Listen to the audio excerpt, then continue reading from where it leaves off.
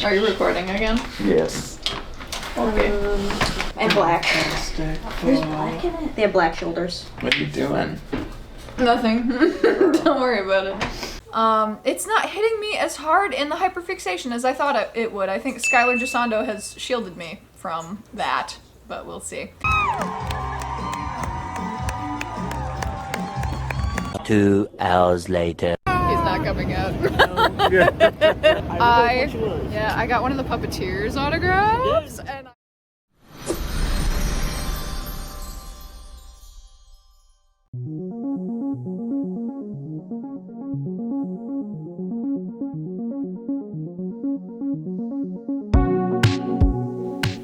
welcome, ladies and gentlemen, boys and girls, ladies, gaities, and thadies, to the second annual Pookie of the Year ceremony. It is Pookie of the Year 2025. I would like to welcome you all to this ceremony of my utter hyperfixation. So, before we begin, I feel I must remind you of last year's contestants. This is our roster from last year. Alright, we got Maleficent, we have Fiyero Tegelar from Wicked, Captain Boomerang from the Suicide Squad, Benedict Bridgerton, my favorite Bridgerton. We have our reigning champ, Commander Poe Dameron. We have Stanford Pines, Steve Rogers, and Jaime Reyes. Alright? And, as I said, this is our reigning Pookie of the Year 2024. Without further ado, let's meet this year's roster. The text is not going to register. Oh. I might put an image if it's too bad. We'll see. Anyway, first up we have Mr. Benedict Bridgerton. Oh, I've allowed my doubts to play me for too long. The Royal Academy School's not the arbiters of taste. The world is. You are a fat wit. Benedict. Alright. Alias Mr. Bridgerton. He's in his late 20s as of the show. Highlights, he's an artist. He's the funny one. He's bisexual.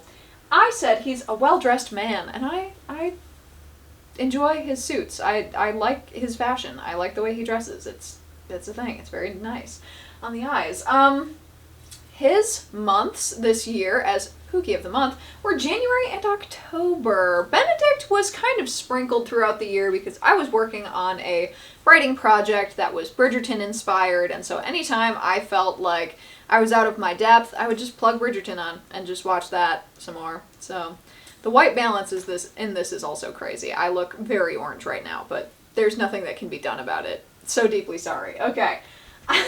He is from Bridgerton, the Netflix show. His first hyperfixation was last year, if you've seen the other Pookie of the Year ceremony. And his accomplishments, as I said, full story outline this year, early this year, and then I wrote it, the first half of it. So it is sitting at 65,000 words.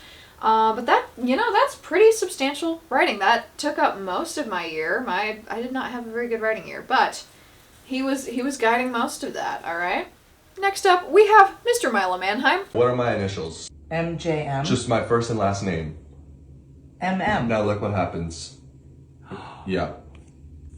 Wicked Witch. Exactly. My name's actually Milo Manheim, which is MM, then you turn it around and it's Wicked Witch. You'll notice that he is a real person. This never happens. This is monumental. Breaking my streak. Alias Pookie Bear. He is 24. He'll be 25 in March, I think.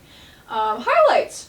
He's very tall. Okay, this is a man rumored to be about 6'3". He is a real person, like I said. This does not happen often, but it happened quite a bit this year. We'll get there.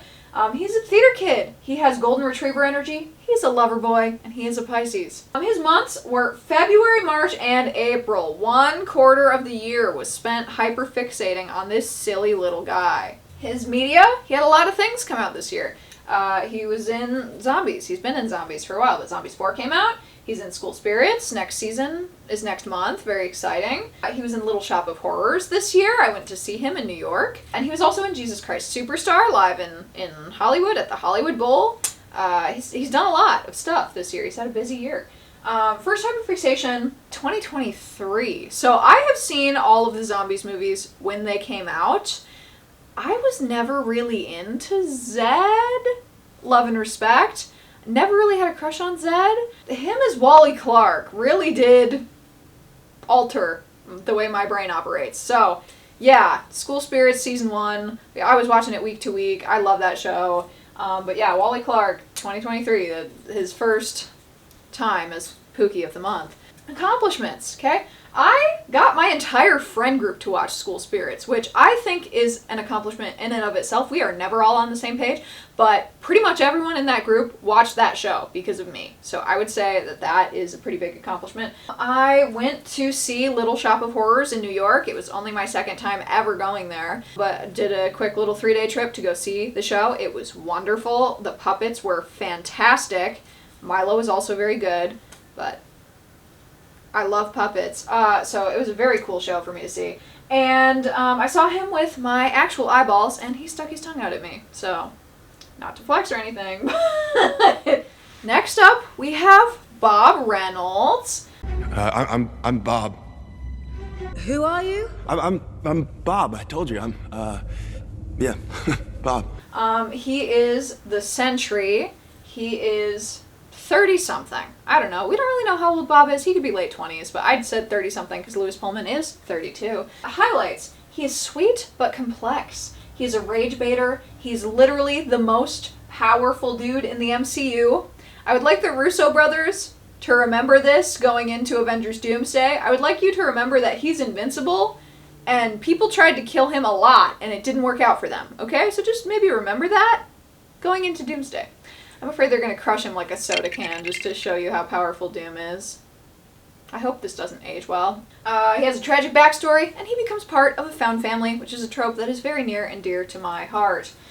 His month was May of this year and part of June. He is from the MCU. My first hyperfixation with him is 2025, because that's the year that he was born. Happy birthday, Bob. Sentry is a thing in the comics. It's focusing on him and not me, isn't it? Ooh. And his accomplishments, 29,000 word fan fiction. Did not write a magnum opus this year in the way that I did last year with my 82,000 words dedicated to Poe Dameron. Okay? Not every Pookie on the board gets a big giant fan fiction. And I also binged all of Lewis Pullman's filmography, which leads us to our next Pookie, Mr. Lewis Pullman. So, and Lewis, a bit like Bob, had not really spoken to a lot of us much that day. 5 hours. Not a That was word. more than that.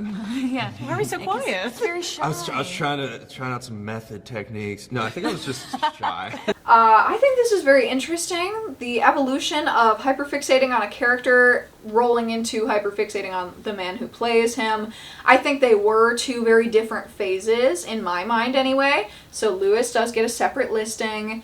He's the only one thus far that has ever done that. So, you know, we're in new territory here. Lewis's nickname is Lou Magoo. His dad calls him that. His dad is Bill Pullman. So, love that. I'm a big Casper fan. Love Casper. Always have. Highlights. Seems like a sweetheart, as far as I can tell. I like all of his interviews and stuff. He seems to be very nice. And he is a humble Nepo baby, which is cool. He was the floater pick, so he doesn't really have an assigned month, but I think it would be negligible if I did not include him separately, just based on the way that my For You page looks right now, and also based on the way that my edits folder looks right now. It would be lying to not include him here. Yes, so media, I watched a lot of stuff for this guy. He's from, he was in the Thunderbolts, that's his big breakout role. He's in this movie called Press Play, he was in Outer Range, he's in Riff Raff, he's in Top Gun Maverick, which is his other, big notable role. And he's going to be in Spaceballs 2 as Kylo Bob, which I'm very much looking forward to. First hyperfixation, 2025. Accomplishments, I outlined a cowboy romance book while I was watching Outer Range. I outlined a book about a sorority of witches, also while I was hyperfixating on him. And he dominated my For You page. I completely ruined my TikTok algorithm, but it wasn't a Stan twin this time, so we're going to count that as a win. This is Chance. He's your D20. Yeah, or maybe this is the binder, and this is just the rule book. I don't know. It's been a while since I've... Oh my god! And you see the friendly face beneath. No, he's hot! I'm very into nerds, okay? Like, that is the blueprint for me, I fear. He is from a game called Date Everything, which is a dating simulator. I played 6 episodes of that on the channel. I recorded 10, but I just never got around to editing the rest of them, and I have not finished the game yet. But anyway, love this guy. He's my favorite one. Every time I walk through that office, I'm talking to Chance. He's my guy. He's your D20. Age, who's to say? He was plastic. I've heard it said that he is supposed to be about, like, college age, so I had canon him to be, like, we'll say 22. Okay. Highlights. He's a nerd. He's a game master. He is voiced by Matt Mercer, which is cool. I like the voice he's doing for Chance here. It's very, like, young sounding, you know, which is not usually how I'm used to hearing Matt Mercer. He was Pookie of the month, June. He's from Date Everything. First hyperfixation was this year, because again, he didn't exist before this year. And his accomplishments were, he revived my YouTube channel. I had not posted anything for a long time, and then I made 6 Date Everything videos in a row, and now we're back. Welcome back. So we owe this video to this guy. And I wrote a short fan fiction about him, but nothing to write home about. I would also like to highlight, while we're here, my top 10 dateables in general. Okay, so obviously, Chance number 1. Number 2, we have Dunk Shuttlecock, who I feel is very underappreciated in the Date Everything fandom. This man is a fucking sweetheart, okay? He is America's angel. He's a sweetie pie. He's emotionally mature. He's very cool. He never pushes you, you know, to overwork yourself. His whole thing is like, fitness can be a journey for everyone, and everyone needs to take it at their own pace, and I think that's very admirable. I love him. He's very sexy hot, also.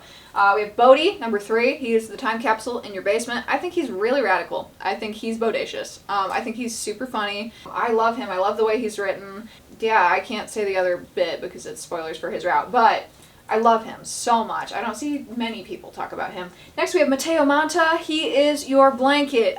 He runs an animal shelter. He's very sweet. He's very overworked. A lot of them are. I love him so much. I love his storyline. He's so sweet. I did not think I was going to be in a relationship with him, and I lucked out and I got it. So I was so happy that worked out. And then number 5, we have Lady Memoria. She is your memories. She lives up in the attic. I love a woman who can rip me in half. If you do... If you do, like, a Venn diagram of my type, it is, like, nerds who worship the ground I walk, big, dumb jock himbos, and ladies that can rip me in half. And so she's definitely on that end of the spectrum of ladies that can rip me in half. We have big jock himbo, nerd who worships the ground I walk. I'd say Mateo also fits in that box. Okay. More of them. This is Teddy. I love him. He was the first one I started dating, and he reads you bedtime stories, and he gives you life advice, and I just think he's so sweet. I think he'd also probably give you really, really good hugs. And I love his design. I think his hair being, like, his bare ears, so cute. So cute. Next we have Beverly. She is your personal bar. I haven't actually gotten her ending yet. I just like her vibe, and she was really great in Rainy's story, and so I really liked the way that that went with her. I really like her vibe, so... she's there. We have Daisuke, who is your dishes. He's really funny. Underrated, I would say, but I had heard about him before I found him, and then I understood what all the hype was about. Then we have Bo, who is made of boxes. She's like Indiana Jones, but a lady, and she's voiced by Ashley Johnson, which is cool. I fumbled with her, but it's neither here nor there, you know, wasn't meant to be. And then we have Parker, who is the board games in your attic, voiced by Brennan Lee Mulligan. He's really, really funny. He's so goofy. That's my other thing, is like, I love a goofy guy. So, yep, love that. Okay, so back to our regularly scheduled program. Our next Pookie, Skylar Gisondo. Everybody talks about runner's highs. I always hear my friends talking about, oh man, you get into the flow state, you get the runner's high. When? At what point? Never. I've been running. It felt like longer. Granted, it felt like it felt like close to 45 minutes. Check the timer. It had been 14 minutes. I don't know what to say for myself. Okay. Alias Freckles. He's got a lot of them. He is 29. Highlights. He is a silly, goofy guy. He's been in everything forever. I cannot rewatch anything without running into him. Okay. He's in Once Upon a Time. He's in season 3, which is my favorite season. Always has been. Rewatching it. Lost Boy, Skylar Gisondo. I was like, oh my, I'm back in the fucking building again. Oh my god. Anyway, he's everywhere. And he's got a lot of freckles. His months were July and August because of Superman, which he plays Jimmy Olsen in. He's very funny in that. He's also in Booksmart, which I love, The Righteous Gemstones, The Quarry, and many, many, many other things. First hyperfixation, this year, somehow, somehow, this man has flown under the radar for me, even though he is literally the blueprint for the type of guys that I'm into, so that's been fun. His accomplishments, he defeated both Superman and Johnny Storm to the Pookie of the Month spot. I really thought I would hyperfixate on either of the other two, and it was him. And I walked out of Superman with Phil and Connor, and I was like, fellas, I think we may have underestimated Jimmy Olsen here. And they were like, God damn it, because each of them thought I was going to hyperfixate on a different character. Superman, Lex Luthor, you know. It was him. So, yep. And then I did a filmography binge of his, which is easy because he's got a lot of stuff. As it turns out, I only have Riz in Florida. Orlando, I love you, Orlando. So my September pick was the people I met at the Disney World and Universal. Up top, we got Guppy, like the fish. She is a Viking. She is a dragon tamer. She was really cool. She's in this cute pinky outfit. Love that. And down below, I did not get his name when we were there. I have not rewatched that footage yet of me meeting him. But he is a pirate that comes out for the Mickey's Not So Scary Halloween party. And he was doing like improv comedy with some of the other pirates. He was very cool and funny, and he chose me to be in his show. So thank you, sir. And also, I noticed this when I was making this slide. They're kind of wearing the same color. I don't know. The vibes of that. But yes, also not pictured here, I rizzed up a hitchhiking ghost that same night as well, and Tigger flirted with me a little bit, which happened. But yeah, as you can see, well, maybe you can't see. I'll put a nicer version of the picture here. I'm so f***ing red in this picture. I'm so red in this picture because I'm so flustered talking to pretty girl. And then I'm red in this one too, and you can't see because it has like 4 pixels. Red in that one as well because, again, bisexuality, you know, it gets the best of us. Next we have Fiyero Tigalar. Fiyero was on the board last year as well. We both know who could and who has, and I have to find her, because if someone else gets there first, I'm worried for her too. And I miss her. Alias, spoilers for Wicked for good. Go away. Okay, he's a scarecrow. He is in his late 20s by this point because there's a 5-year time skip between the 2 Wickeds. Highlights. He is the yearning final boss. I knew he was going to be Anthony Bridgerton, you know, but by God, Jonathan, you've done it again. His month was November this year. His media is Wicked. And my first hyperfixation with the character was in 2016 when I saw the musical. And Jonathan Bailey, he just does it, you know? He just works that magic. That's why they cast him. Accomplishments. This relit my spark for the back half of Pushing Midnight, which is the project that Benedict Bridgerton spurned on. Fiyero shares some similarities with one of my characters. His name is Lark. And so, like, watching him in that, I was like, I gotta get back in there, don't I? So, thank you. Next up, we have Druig. This emerald tablet, my beautiful, beautiful Makari. Did you miss me? Who is the last minute pick that slipped right in here at the end. He doesn't have an alias. He's 7,000 years old, which is a little older than I usually go, but you know, that's fine. Highlights, he has a gorgeous accent. He does mind control, and he hates genocide, which we love. His month was December. He is from the MCU as well. My first hyperfixation with him was in 2021 when Eternals came out. Accomplishments. He slid in after the polls went out. Sneaky bitch. It happens every time. Last year it was Benedict, and he's first on the board this time, so. Okay, now we have some statistics. What up, statistics class? I'm coming through live on G25. Let's take a look at this pie chart. This is the age that I was the first time I hyperfixated on the people on this list. So, as you can see, maybe you can't, high school, this one little sliver here, college, this little sliver, post-college. So this is the last 2 years, like 2023 to 2024. 2 of them. The rest of them are all new, so this is half the roster is new people. This is a lot less nostalgic than it was last year. Last year I had a couple middle school picks in there, and I had a couple high school picks. This time it's really just 1 high school, 1 college. 2 in the last couple of years, and then these are all, you know, new people. So a lot less reminiscent than my previous years. I think it's very interesting. That's why we do the charts, people. So these are all the new entries to the board. We have Bob, we have Lewis in a cowboy hat, we have Chance, and we have Skylar Gisando in Booksmart.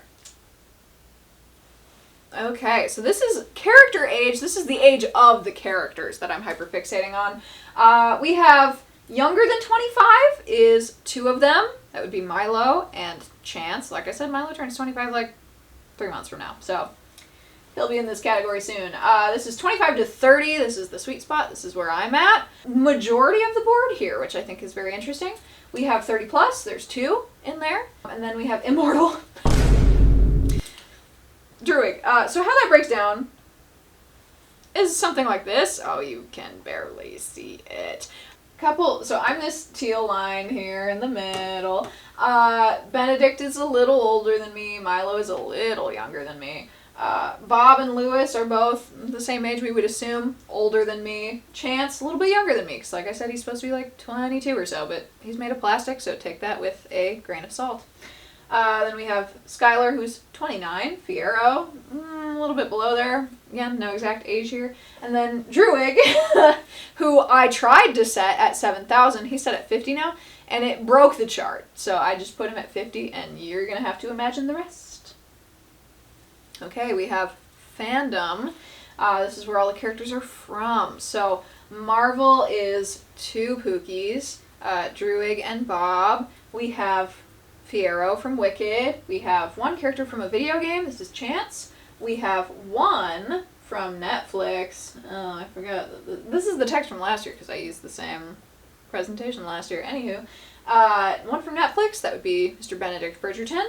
And then we have 3 real people, which is crazy. So like I said, that never happens, and 3 of them are real people this year. That's so crazy.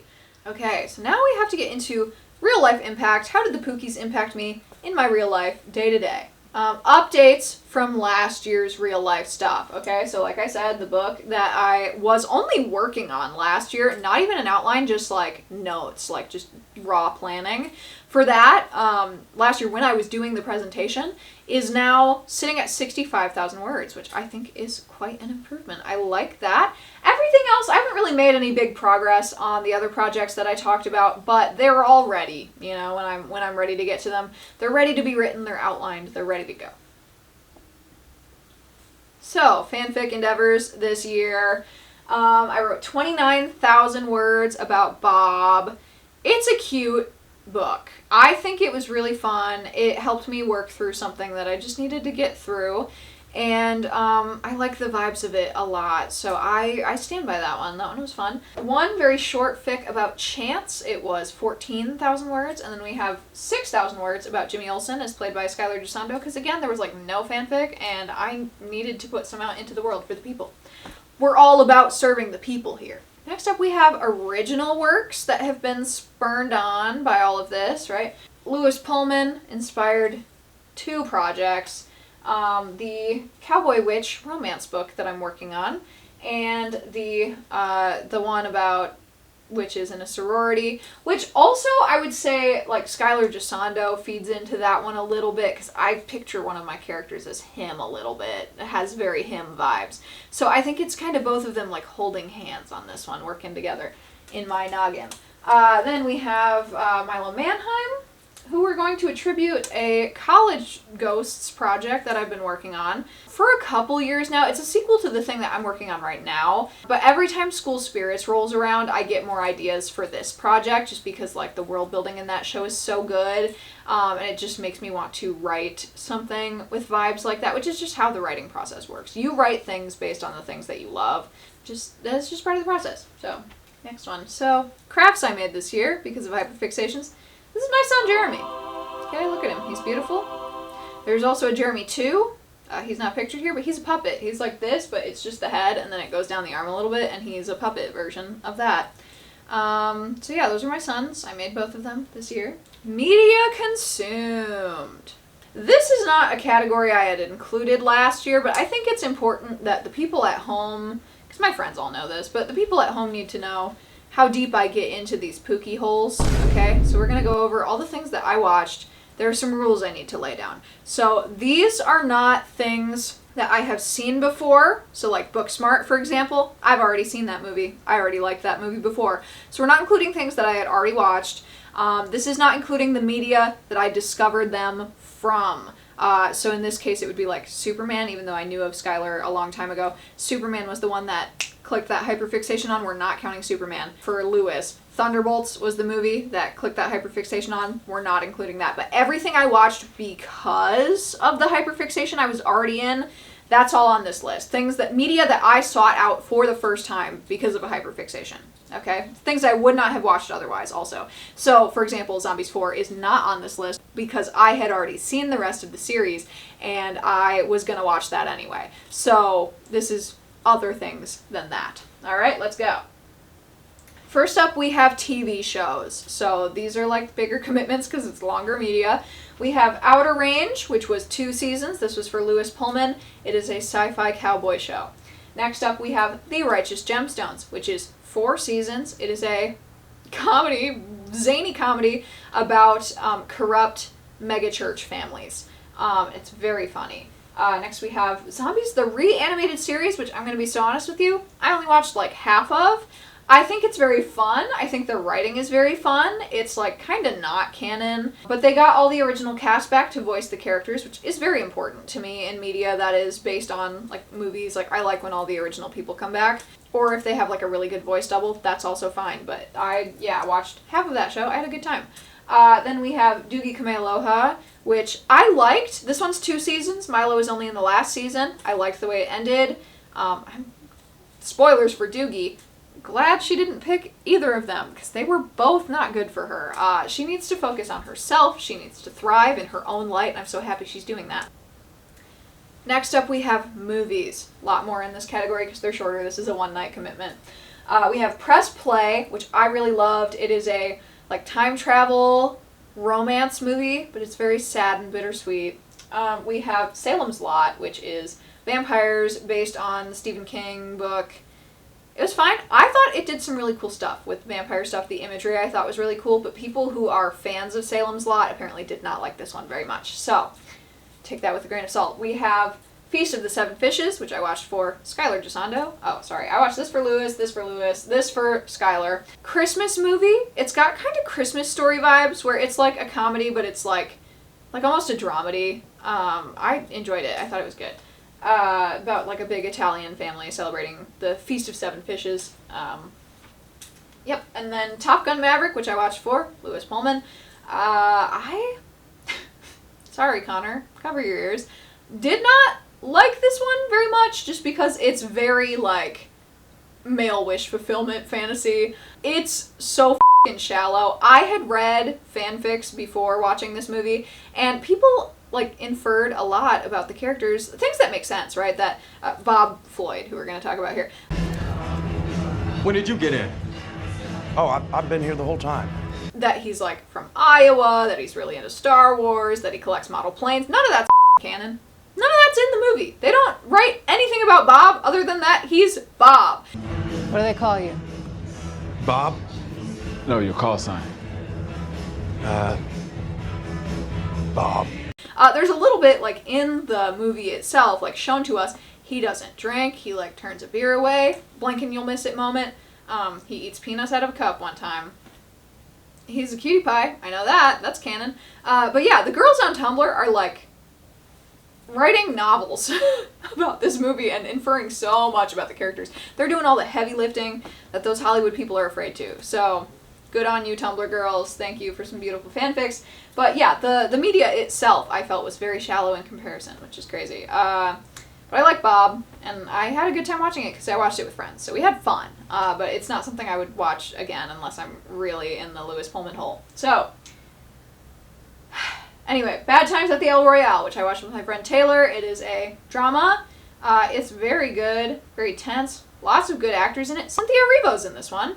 And Louis Pullman is in it playing a little Pookie Bear man, which I love. So, good movie.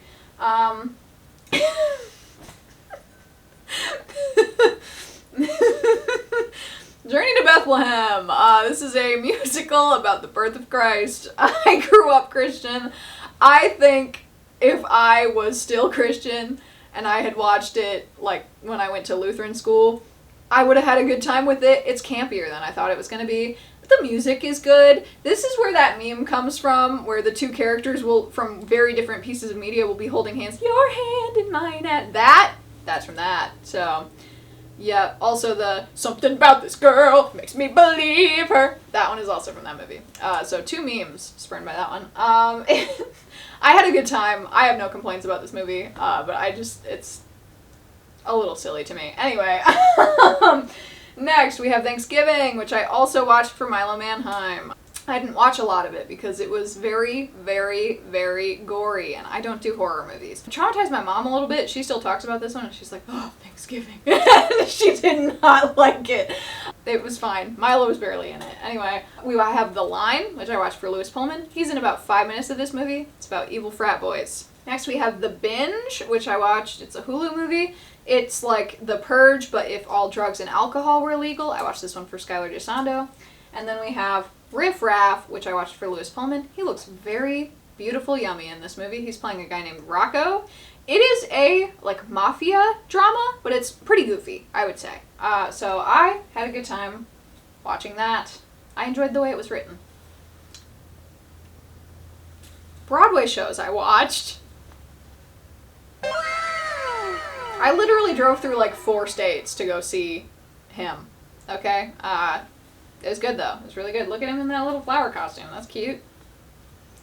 Very cute. Okay, so now we have to talk about the things that I liked and didn't like that I watched this year for my Pookies, so that you, who are hyperfixating now, can make these decisions for yourself.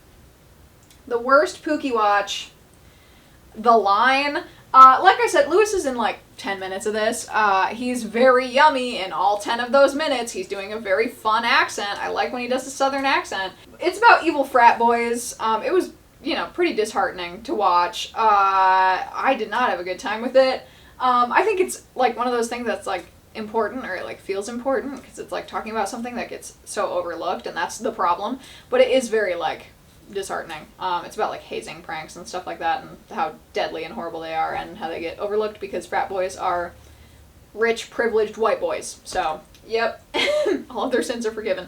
But he plays the frat president, and he's very hot. Anywho, number 2, Thanksgiving. Like I said, I don't do horror movies, so this was a hard watch. I hid from most of it because I was making Jeremy. So Jeremy saved his mother from this trauma. He did not save his grandmother. She was not spared. Milo's in like 15 minutes of this one, I would say. Maybe 20? I don't know. He has like okay screen time, but he's not one of the main characters by any means. He's very boyfriendy in it, and he also gets to play a little darker here, which I think is fun. Honestly, last line here, put this man in Scream. I think he would be great as either a red herring or a Ghostface in Scream. I think he has the layers and the versatility to not only play the silly, goofy good guy that we see him play in pretty much everything, but also I think he plays the shades of darkness here very well, and I think we should give Milo the chance to shine in this regard. So put him in Scream. Scream 8. Do I hear a Scream 8? Okay, put him in there. Next we have my stupidest watch. This is gonna be The Binge. This movie is so f***ing ridiculous. It's hilarious. I enjoy it very much. I've seen it twice now. We'll probably watch it again when I need to feel something. But silly, stupid comedy. Like I said, The Purge, but if drugs and alcohol were illegal, and there's only one day a year where it's legal to do so. Skylar gets his eyebrow ripped off. Oh my god. I don't know, it's stuck. You gotta rip it off. Oh Just rip it? Like a band-aid. No, just take it off your head. Oh, shit. And then drawn on darker, so he has one orange eyebrow and one brown eyebrow for the whole movie. Enjoy. Happy binge. Sick bro. Oh, told you. Thank you, ma'am. You can see it here, and I'll put a better picture there, but it's so funny. He kills a cow, resurrects it, then kills the cow again. He gets duct taped to the other two and rolls around in an idiot burrito, which is so fun. There's a choreographed dance number, and it gives me a giggle. I don't regret watching this. It's a very fun time. Eduardo Franco is in it. He's very funny. He plays Argyle in Stranger Things. Check it out. Then we have the best Pookie Watch runner-up. So I have a lot to say about this show. This is The Righteous Gemstones. Honestly, so funny. Like, so funny. My mom and I had so many good laughs from this show. It's very quotable. There's a lot of really good lines in here. A lot of the times I will quote the, "She done shot me in the butthole!" That's like the big one. Anything that Uncle Baby Billy says, like, he's Walton Goggins, anything he says is so funny. So, all of his lines. Uncle Baby Billy's Bible Bonkers and Teen Jesus were big hits. Him playing Teen Jesus. And they have a whole discussion like, wouldn't it be Teensus? And he says, I'm directing it, and I say it's Teensus, so it's Teensus. Alright, very funny. Skylar is so baby girl in this show. He plays Gideon Gemstone, who is the grandson of, like, the big megachurch pastor, who's played by John Goodman. Whole cast, very funny. But Gideon is, like, the only normal one in this family, so, like, things will happen, and he's just like, what? But yeah, Gideon Gemstone is the boy of all time. Gideon? How the hell does he know how to drive that thing? Because he's my fucking son. Insert monster truck clip here. And I did not care for his season 4 arc, though, because he has an arc where he's like, I'm going to go back to the church. And I'm just like, no, why would you do that? You were so cool before. Anyway. Then we have the best thing I watched, in my opinion. This is my favorite one coming out of all of this, which is Press Play. Lewis Pullman is allergic to happy, normal roles. I think he plays sadness too well. So he does it a lot. He's got those sad hamster eyes. But, yeah. So, anyway, this happens in the first 20 minutes of the film, but if you care about spoilers, click off. He dies.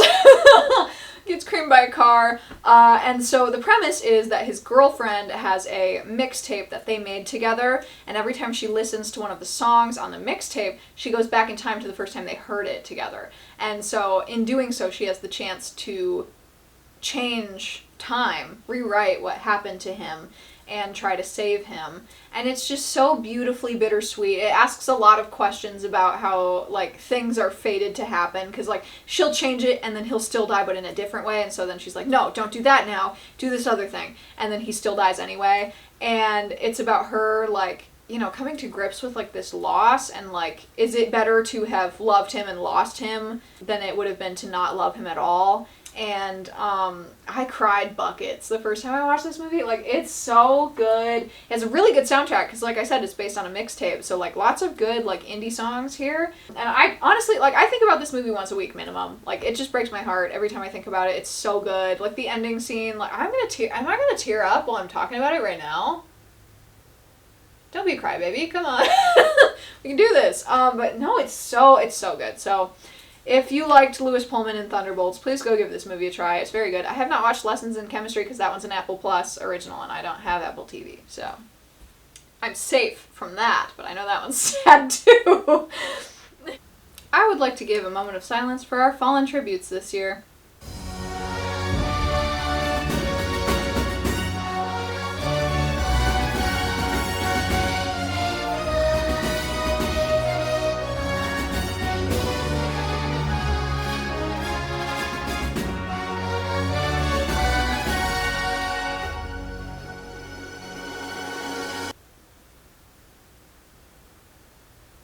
Pookies who did not quite make the cut were not immortalized as Pookie of the Month. They just did not stick around long enough. See you next year, Pookies. Okay. Now, we have to find the People's Princess. So, if you're new here, starting last year, I sent a poll out to all the people in my inner circle because, again, I yap about Pookies a lot, so I want to kind of quantify this data in a way and see what they think. I think seeing their opinions from an outside perspective is very interesting, sometimes humbling. We'll get there. Of the following Pookies, which did you feel was the most expected / on brand? Half of the board said Lewis Pullman in some capacity. So this yellow is Bob here. green is Lewis. So this whole slice of the board is Lewis Pullman. We have 25% that said Fierro. We have 1 for Benedict and 1 for Milo. Of the following Pookies, which did you feel was the most unexpected? Half the board here said Chance from Date Everything, which I was the only one keeping tabs on this game, so that does not surprise me in the slightest. 25% said Skylar Gisondo. Me too, Pookie. That one did take me by surprise. We have 1 for Benedict and we have 1 for Lewis. Okay, of the following Pookies, which did you feel had the most impact on my real life in 2025? Half the board here says Milo. Like I said, 3-day trip to New York for this guy. 25% Lewis Pullman, 12% Bob Reynolds. So almost split. We have Fierro here breaking that tie and putting it into Milo's favor. Alright. Of the following fandoms, which do you feel had the most impact on me in 2025? Little chunk here for School Spirits. Give it up for School Spirits. Love School Spirits. We have 1 for General Broadway. We have this little part for Wicked. So those two together are like a quarter of the board. We have Marvel/MCU here at 25%, and the big slice this year was actually Bridgerton, which is very interesting. I watched it, I think, 3 times this year, because like I said, that book that I spent most of the year writing was Bridgerton inspired, and so to get those juices flowing, I had to watch that show a lot, to the point where it was affecting the way I talked. You can see it in some of the videos, I think. One of the chunks of this big, long version of this video, anyway. I said something and I was like, the f***? And I do that a lot now because of that, because I had been writing in early 1800s words. Okay, below are my Pookie of the Month honorable mentions. I asked the people which of them did they think were underappreciated, deserve to be full Pookie of the Month status. Top rankers here, we have Bob Floyd from Top Gun, we have Rumi from K-Pop Demon Hunters, we have Data from Star Trek, Adebayo from Peacemaker, and we have Elphaba Throp. The other ones that got votes, Sasapis from Ghosts, who I love so much. We have Yelena from Marvel, we have Sue Storm from Fantastic Four, we have Kate Sharma from Bridgerton, my favorite of the Bridgerton ladies, and we have Brennan Lee Mulligan at 1 vote. My personal picks, people I think got really close. Sue Storm I think might have gotten the closest. I could not stop thinking about her after that movie. She is so powerful and beautiful. Kate Sharma also making big waves here, I think. Sasapis was one that I kept coming back to. I love him a lot. Yeah, and Elphaba, I think, also. Elphaba also belongs on that list. Okay, next. What was one thing you remembered from this year's Hyperfixations? Writing a billion-word fanfiction about Bob and driving a million miles to see Milo in New York. Watching you storyboard for the Bobfic. The Bobfic. You have once again made a million-word fanfic for a man on this list. I think a million is a lot, okay? Last year was 82,000. This is like almost a third of that. So, anywho. Random breakouts into song, primarily Wicked. The amount of fanfictions written in very short periods of time. And watching a lot of Lewis's programs. That's a comment from my mother. She was here through all of that. All of it. I have my own memory of this time that I would like to share. So this is a screenshot of the group chat that I'm in with my college friends.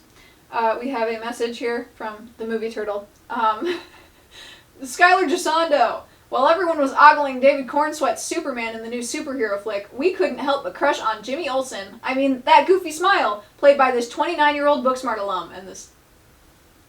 He's got such a sleeper build, may I say. God, I never expect him to look like that. Anyway, Connor said, Us Weekly got a hold of Morgan's search history. And I said, you're not going to believe this. I sent a picture. That picture... This is a picture that was taken inside a tent in the Canadian wilderness. That is Jamie's iPad. On Jamie's iPad, we watched The Binge. That was my second viewing of the film. It took us 3 nights to do so. May I emphasize, in the Canadian wilderness. That's a notable Pookie moment for me. God. The things we do for love, you know? Anyway. Noticed overlying themes in the Pookies, feel free to diagnose me. Weak and pathetic men. Lots of pathetic, helpless loser boys this year, and also very capable women. Awkward men. Lots of unavailable men. Where are the women at? Valid point. I am bisexual. So sorry, bisexuals, I've let you down this year. Pathetic or disproportionately confident? No in between. You love a funny guy. A white man? No! Yeah, I would like to say that some of these people that took this poll don't know each other in real life, and they all said pathetic. So, to the real people on this list, I'm so sorry my friends said that about you. It's not your fault. Finally, okay, most importantly, who would you like to see crowned Pookie of the Year 2025? Lots of Pookies this year. Only one can win, okay? Over half the board here is saying Lewis Pullman in some capacity. They're saying Bob, mostly, okay? We got 3 votes here for Fierro. Maybe it's 2. I don't know. And we have 1 lone vote for Milo Manheim, okay? It's a hard decision. There can only be one Pookie of the Year. For so long, I deliberated between Milo, between Lewis, between Bob, even, but Bob is Lewis, so that's a whole thing in and of itself. But at the end of the day, my mind kept wandering back to that trip to New York, impromptu trip to New York. I've never done that before, ever. But for some reason, when Little Shop of Horrors got announced, I was just like, I gotta be there. I gotta see this. I gotta go. And Movie Turtle agreed, so we went. And that was a whole thing. It happened in person. I have not traveled for Lewis Pullman. I've not even left my house for this man, because nothing that he's been in has been in theaters since I started hyperfixating. So, you know, I've watched a lot of stuff on streaming. I wrote some stuff. That was all home. I was not out in the world pursuing experiences. So, Pookie of the Year 2025 is Milo Manheim. Okay? Congratulations, King. This was your year. Sure it won't be your only year, but this was your year. Yeah, great job in the show. I had a lovely time. I thought it was awesome. Can't wait for School Spirits Season 3. I hope there's more of that also after. At the end of the day, it all came down to one thing, okay? And this is from an anonymous participant. We don't know who said this. We don't know, because it's all anonymous. I blew up a Burger King bathroom and had to apologize to that town of Pennsylvanians so we could see your boy. He should win. Thank you, anonymous participant. I agree. I also think Milo should win. That's why he won. Yeah, but, you know, at the end of the day, Milo Manheim, flip it around, Wicked Witch, I don't know. Wicked Witch. It's the year of Wicked. Yeah, so, congratulations, Pookie. Pookie of the Year. Oop. Congratulations, Pookie. Pookie of the Year 2025. Thank you to all the Pookies who participated. Can't wait to see who next year's Pookies are. Them's are the Pookies. I didn't do this last year. I would like to show you my ranking of the Pookies, in my personal opinion, who I thought had the most impact on me of the 8. So, I forgot there was a certificate. This is the certificate. Congrats! Yay! Congrats, King! Anything you want to say? No speech? Okay. Cool. But yeah, this is my ranking of the Pookies of the year. Number 1, we have Mr. Milo Manheim. Okay. Congrats, King. Pookie, number 2, we have Lewis Pullman. I put him above Bob, which I know is going to be super polarizing, but I put him above Bob because this lasted for so freaking long and he kept coming back, and it was like every role that he was in, I was like, I just have to watch it. I guess I have to watch it. I have to go see that new movie that he's doing with Amanda Seyfried. So, I'm going to be right back in there. Yeah, so fun. 3rd, Skylar DeSando. Super unexpected, like I said. I pulled up his movie in a f***ing tent in Canada. So, I think he's earned his spot. Number 4, we had Benedict holding down the line for, like, pretty much this whole year, sprinkled throughout. He was there with me through a lot of moments. And his Bridgerton season is next year. It's going to be a Pookie bloodbath because School Spirits Season 3 starts on the 28th, I think. And then the 29th is the first chunk of Bridgerton. Okay, I'm so cooked. I don't want to talk. I'm so cooked. Pookie board is going to be a bloodbath. It's going to be so bad for me because I'm going to be in the middle. Okay, anyway. Bob, number 5. Number 6, we have Chance. Like I said, he revived my YouTube channel. I love this boy very dearly. It's hard to find content with him, but when I do, it's precious and I love it. Then we have Fiero Tiglar, who I don't want people to think that these two are losers because they're at the bottom, because again, like, this is a very esteemed position. There were so many Pookies that fell for you to be here. So thank you nonetheless, Jonathan Bailey. You did it, King. You're on the board. And finally, we have Druig, who, like I said, squeaked on in, but I'm going to be working on that book for probably a while. So he has, like Benedict did last year, he has the chance to be Pookie of the month of January until these two come around, and then my February is cooked. So, yes, but that was Pookie of the Year 2025. Thank you for joining me. No live studio audience today. It's just you.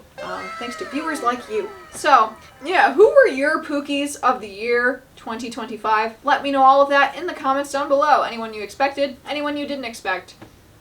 Where was your brain at this year? But yeah, that is going to be it for this video. Thank you so much for watching. Have a lovely rest of your day. And as always, take your meds, drink your water, and I will see ya when I see ya.